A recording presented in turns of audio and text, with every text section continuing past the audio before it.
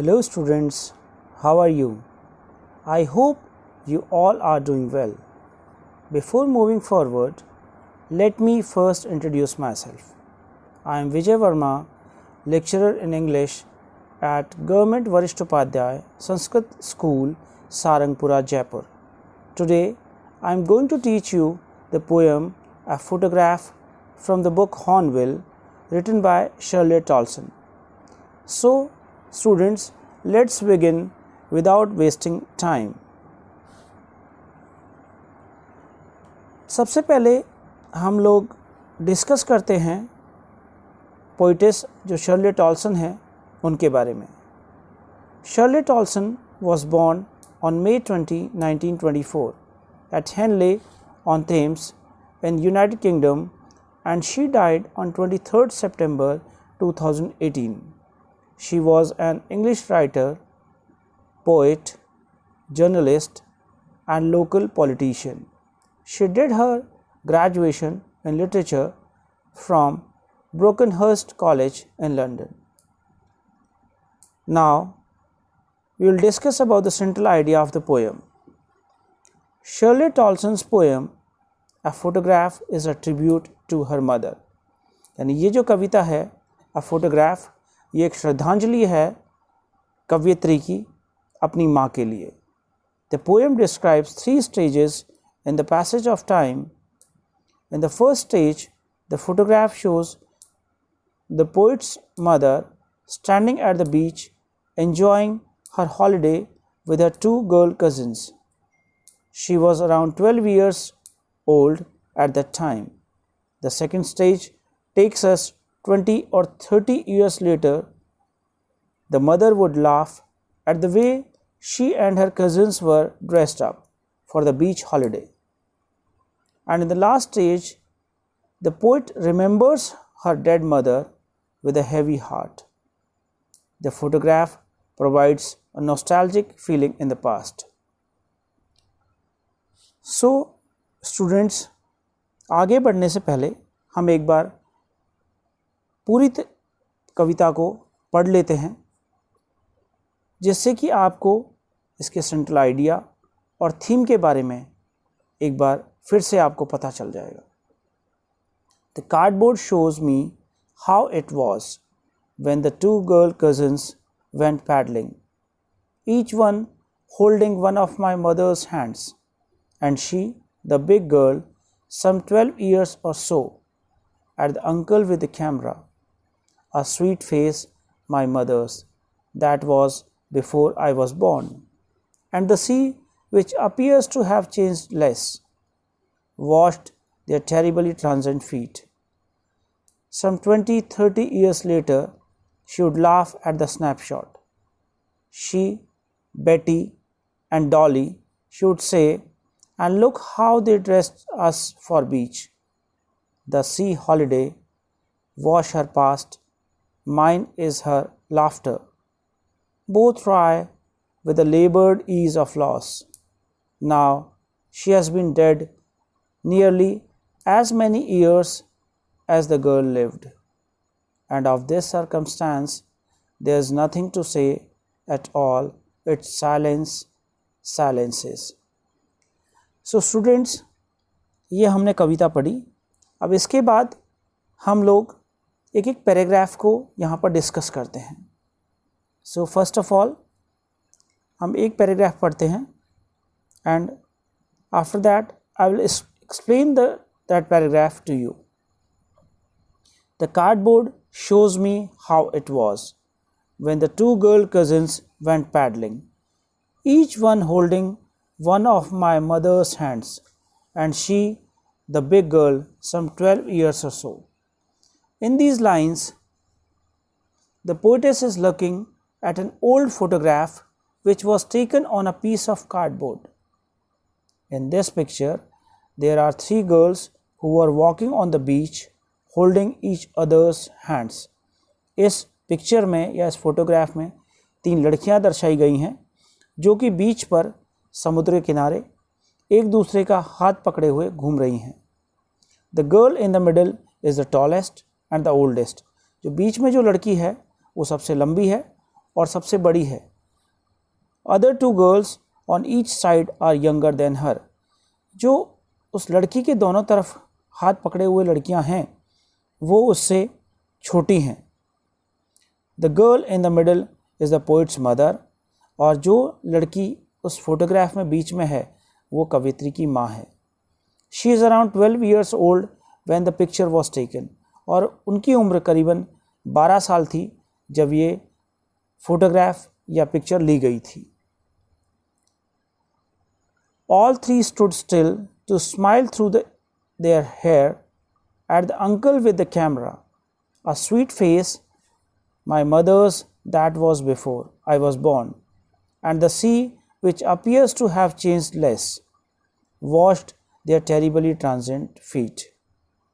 यहाँ पर ट्रांजिएंट एक वर्ड आया है, इसका मतलब होता है शॉर्ट टर्म और टेम्परेरी, जैसे कुछ समय के लिए या फिर ज़्यादा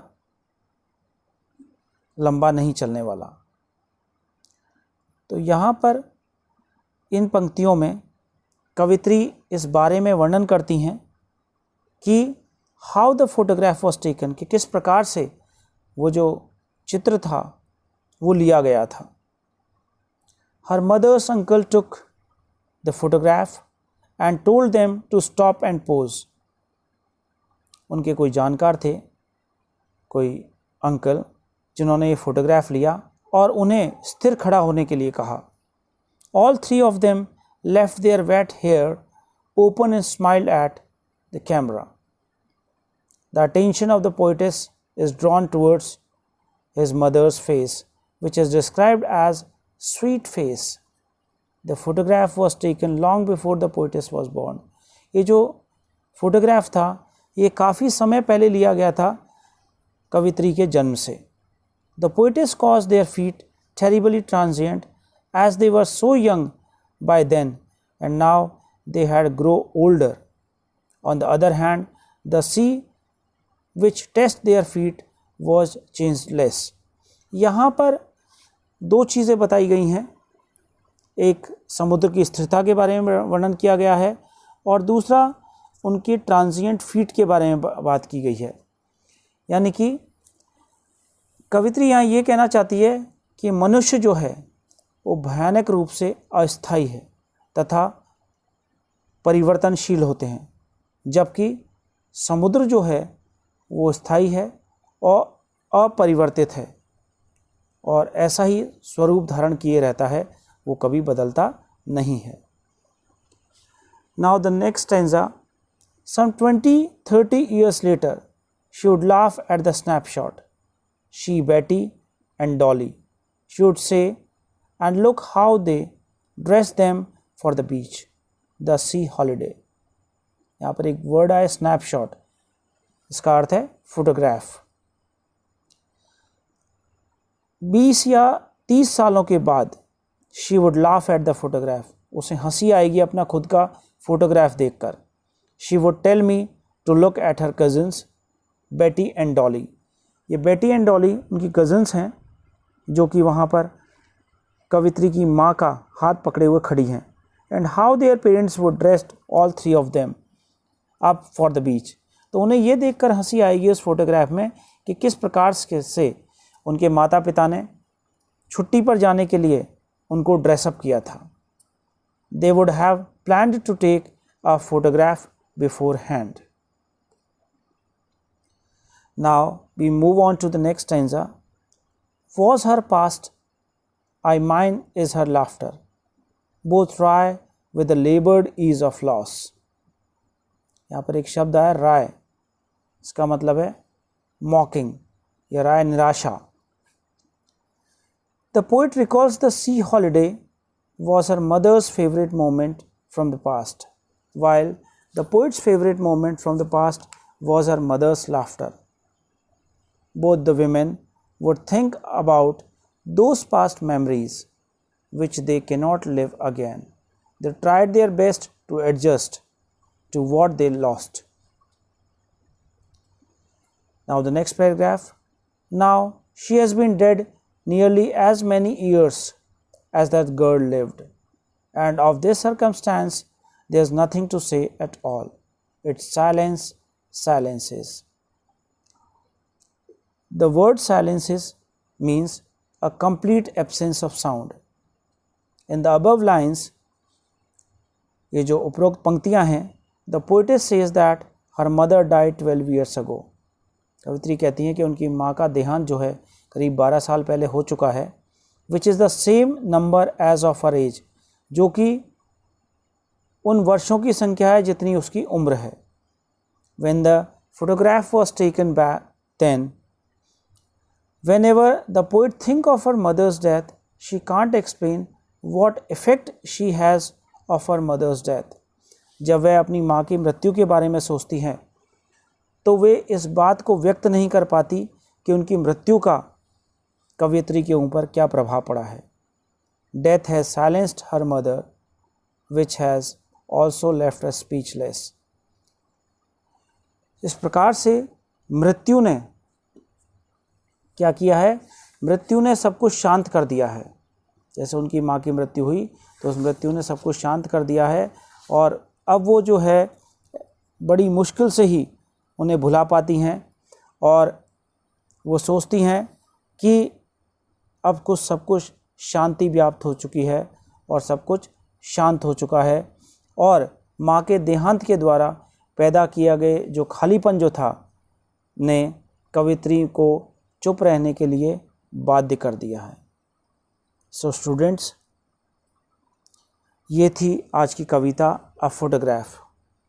आई hope you understand the poem. So see you all in the next videos. Till then, stay home, stay safe. Thank you.